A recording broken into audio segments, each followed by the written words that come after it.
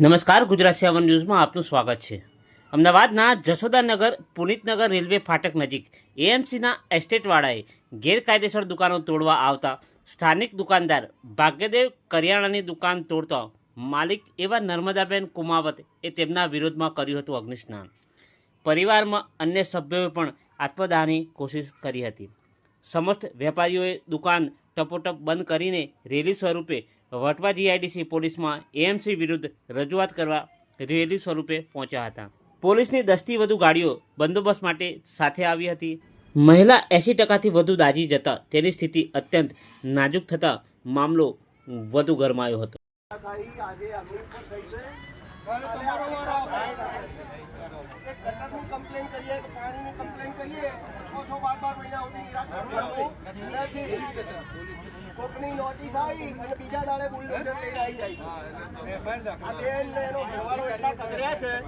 બહુ દિલગીરની વાત છે। આજે જે બનાવ બન્યો છે અમારા વેપારી સાથે, ખરેખર એને જશોદાનગર વેપારી એસોસિએશન વખોડી કાઢી રહ્યું છે અને અમારી એવી અપીલ છે કે જ્યાં સુધી અમારી આ બેન દીકરીને ન્યાય ના મળે ત્યાં સુધી અમારું જે આંદોલન છે આજથી ચાલુ કર્યું છે એ આંદોલન અમે પૂરું કરીશું અને જ્યાં સુધી અવિરત જ્યાં સુધી ન્યાય નહીં મળે ત્યાં સુધી અમે આને ચાલુ રાખીશું।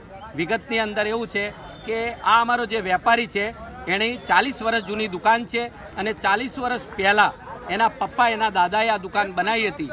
અત્યારે કંઈક રિનોવેશનનું કામ કર્યું। રિનોવેશનનું કામ કર્યા પછી મ્યુનિસિપાલિટીની આખી ટીમ આવી અને ત્યાં આગળ એ લોકોએ પૈસાની માંગણી કરી। દુકાનની અંદર કાયદેસર ડેમોલેશન કર્યું અને ડેમોલેશન કર્યા પછી પણ 2 લાખ રૂપિયા એ લોકો લઈ ગયા। લીધા પછી અત્યારે ફરીથી બીજીથી ત્રીજી વાર આવી રીતે એ લોકો દર વખતે એમને આદત પડી ગઈ છે। મ્યુનિસિપાલિટીના અધિકારીઓ એ લોકો બસ ફક્ત ને ફક્ત માંગણી કરે છે પૈસાની અને એ પૈસાની માંગણી કરવા પછી ફક્ત ને ફક્ત મારા વેપારીએ અરજ કરી કે અમને 2 કલાકનો સમય આપો અને અમે લોકો અમારું સામાન કાઢી લઈએ। એ લોકોએ જરા પણ સમય ના આપ્યો। એ લોકો જોડે ગુંડાગીરી કરી, મારામારી કરી અને એ બેનને એ દીકરીને એટલી હદે જવું પડ્યું કે પોતાનો કોઈ ના હોય એ રીતે દિવાસળી ચાપીને પોતાની જાતને ગુમાવવા માટેનો પ્રયાસ કરો।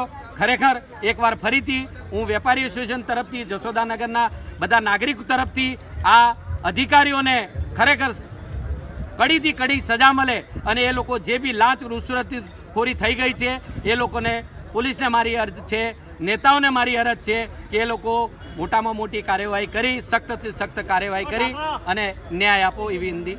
જય હિન્દ।